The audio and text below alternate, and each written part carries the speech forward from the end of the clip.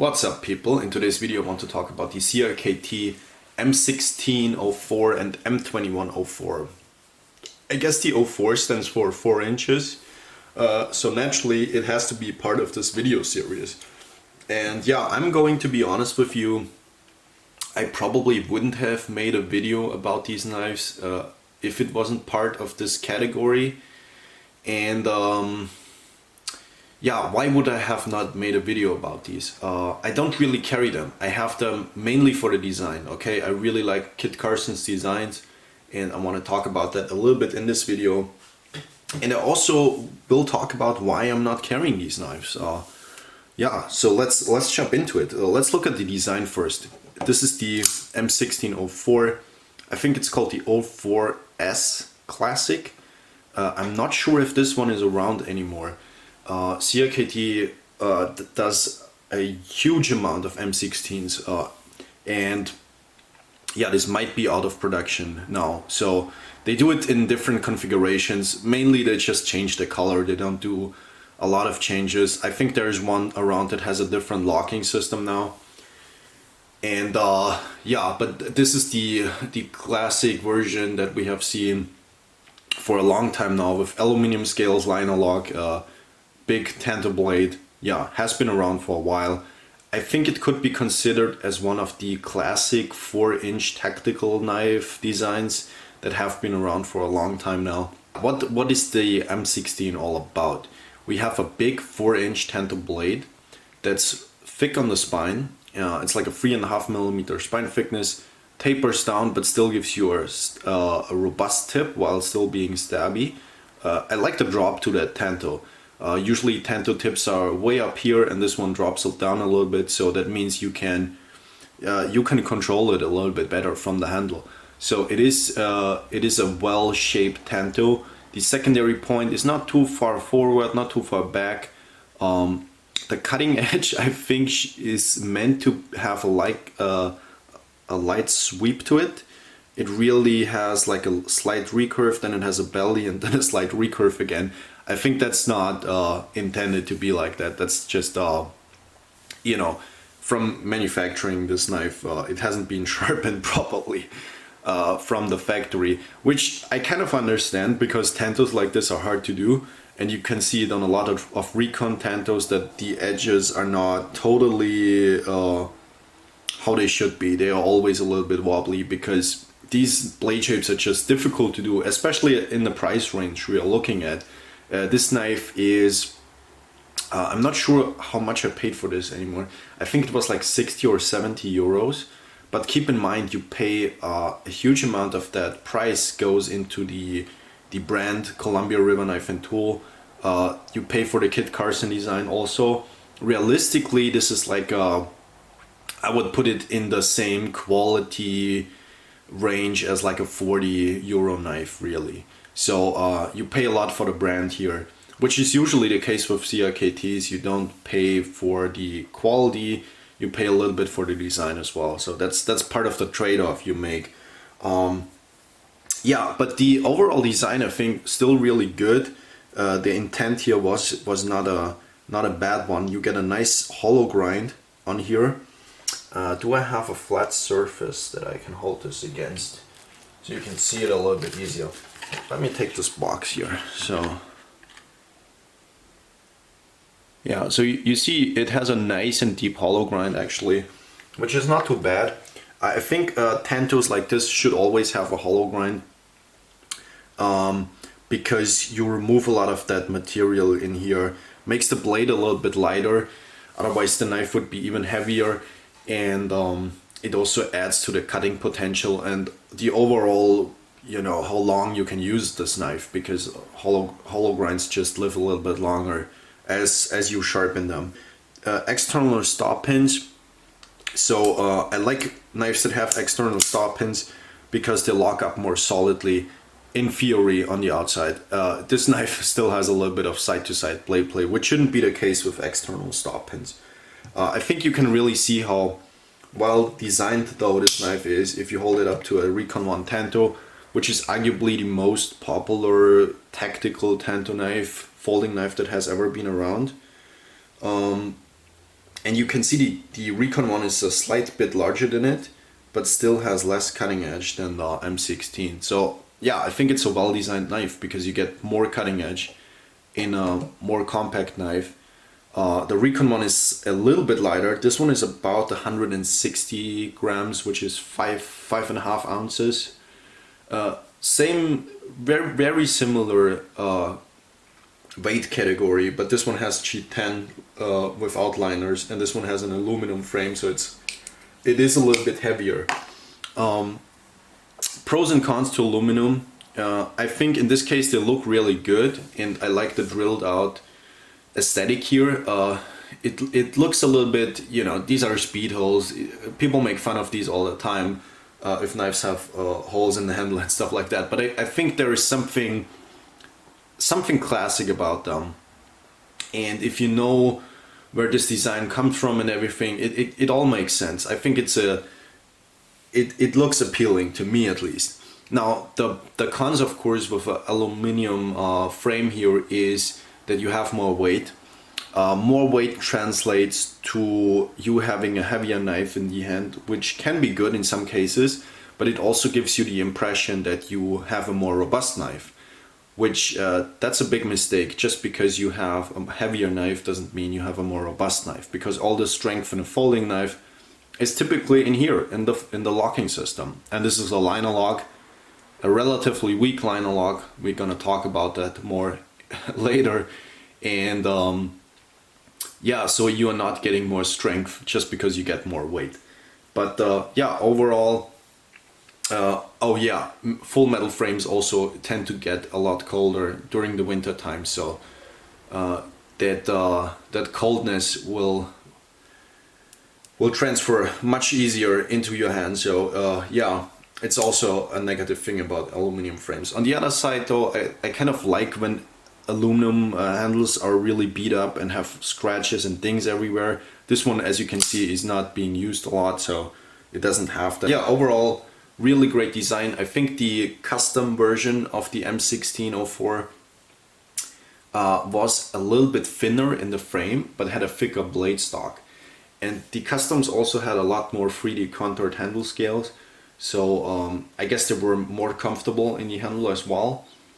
And yeah, I just love the Kit Carson customs. They were beautiful looking knives. They came in a bunch of different blade shapes, all kinds of different blade shapes, and they all look really good to me. Kit Carson was a good designer. Sadly, he is not among us anymore. He passed away like 10 years ago, I think.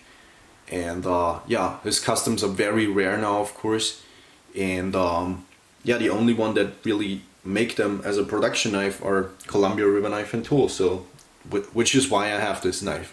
So yeah, oh, by the way, you get the additional locking system here on the M16, so you can choose whether you activate it or not. If you pull this forward, you cannot disengage the liner lock. Let's move on to the M21. You can see this is not the stock M21. Well, first of all, I should say I always was under the impression that the M21 was just available in the smaller 3-inch version. And then I walked into a store one day and saw they had this knife, and I kind of had to have it because I think it's a gorgeous recurve blade shape. I think it's really good looking. This one has a nice and deep hollow ground blade as well. A lot thinner behind the edge than the M16 here. So naturally this would slice a little bit better. Recurve blade. Oh, by the way, I think the M16 here was Aus 8 steel, and this is like 4116. The German budget steel that Cold Steel is using a lot right now as well. So yeah, I think it really doesn't matter if it's Aus 8, 12C27, 4116. If it's from CRKT, they all perform really similar. They're easy to sharpen. They are not the most stable steel. Edge retention is relatively low due to their softer heat treatments in general. So yeah, you get what you get from CRKT. But yeah, still a beautiful blade shape. I love the drop here and the swell. Nice swedge on the top. Also same blade stock thickness, 3.5 millimeters. Tapers down a little bit more though, So I think the Tanto still is thicker at the tip, slightly thicker. But this one is not a flimsy knife either. But this one would stab better and also have more belly here. Yeah, I just love recurve shapes. They are so beautiful to me. You can drag a lot of material into here. You have good control over that down dropping tip, and yeah, it is a very, very gorgeous looking recurve, which is also why I bought it, like I said. And by the way, do you get more cutting edge with this one? Probably, because it curves. Yeah, I think so. You should get a little bit more cutting edge as well with that curving edge. So this knife had black liners on both sides, stainless steel liners, and I removed one of them because this knife was, I think, 7 ounces, 180 grams. I think even more, 7.5 ounces, 186, something like that. It was really heavy, and so I removed one of the liners and shaved this knife down to 5 ounces by doing that, and which is like 150 grams. So, but I had to replace the liner, otherwise the knife wouldn't go back together as well. So I put the red G10 in here, which obviously weighs next to nothing, and I think it also looks pretty cool. It goes well with that red accent here on the additional locking system. And yeah, I was not sure whether I should drill this out or not, but I left it as it is. Kind of looks cool. And yeah, the knife is still perfectly centered. I had to play around with that a little bit to get it right, but yeah. This one features the auto lock system. It's spelled LAWKS, I think. And so this one goes always into locked. So once you open the knife, this one goes into locked and you can't disengage the liner lock, which is super annoying, I think, because doing both this and this can be a little bit weird sometimes, especially if your hands are like cold or wet and you're not in the best conditions out there. I don't know, I don't like these auto lock systems. Now, what's the point of these secondary locking systems? Let's talk about this a little bit, and also talk about at the same time why I'm not carrying these knives regularly. Now, if you're a manufacturer that makes really cheap liner locks that tend to fail easily, that's a good way of getting away with a liner lock, by just adding an additional locking system, because you know that they will fail on you. So I think this is the whole concept here, is they wanted to have a liner lock that doesn't fail as easily. Now, the funny part about this is it doesn't really matter if you have those locking systems engaged or not, because the knife will still fail. It will not fail as easily, at least on my M16 it didn't fail as easily as without the locking system, but on my M21 it failed right away, even with the permanent additional locking system. Yeah, so I don't think they add a lot of strength to the knife. I think in general these knives lack a lot of strength. Now, is that a problem? That depends what you use these for, right? So I think liner locks have an absolute place on the market. There is a place for them, and there's also price range for liner locks like these.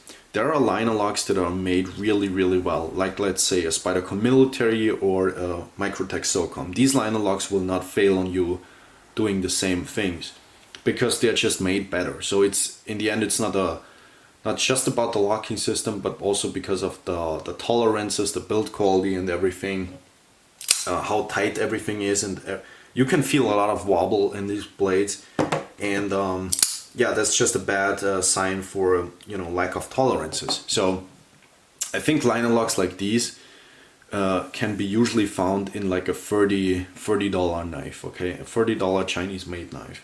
Now these are made in Taiwan, but like I said, you pay most of the price here is going into the design, the manufacturer, and yeah, if you pay $30 for a knife and get a liner lock that fails easily, I think that's kind of to be expected. But the problem that I have with these here is that these are tactical knives. They are sold as tactical knives. They have names that suggest that these are tactical knives. The marketing from CRKT is all about, you know, these are soldiers' knives. These should be used by first responders, military, all those type of people. And the problem here is that if you are in a life or death situation and you put a lot of pressure on the spine of your knife, these locks will fail on you. And as I showed you before, they will fail on you even with the additional locking system. So I think that's kind of bad from CRKT to put something out where you have such a high likelihood of failing, and then marketing this as like a tactical knife, and with all that goes into it, I think there is nothing wrong with a liner lock that fails easily, but you shouldn't market it as a knife that's being used for or it should be used by military personnel. And I know a lot of soldiers carry these. I have met a ton of soldiers that have M16s in their pocket, and it's because of the marketing, really, but not because these knives are known to be so reliable. So if you carry one of these, make sure that you don't come into a bad situation where you really need that lock strength, because these knives have a really high likelihood to fail on you.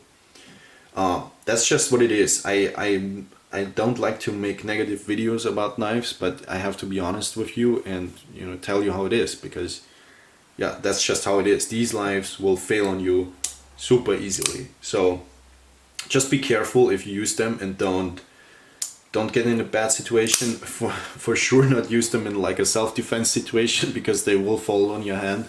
Don't use it as like a hard use knife. So yeah, that is the M16 and M21. Gorgeous designs.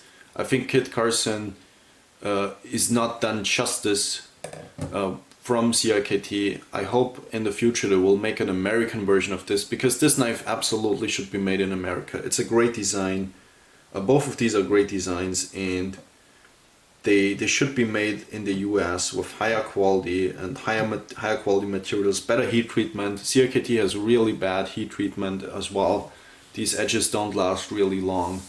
It's not because their steels are so low grade, because I think you can get a lot of performance out of these steels if you do it right, but you know, they just cheap out on that part as well. So yeah, that's the whole story here. Hopefully in the future we'll see an American made M16 again, and with a higher quality, because this design absolutely has its place and should be around for a really long time.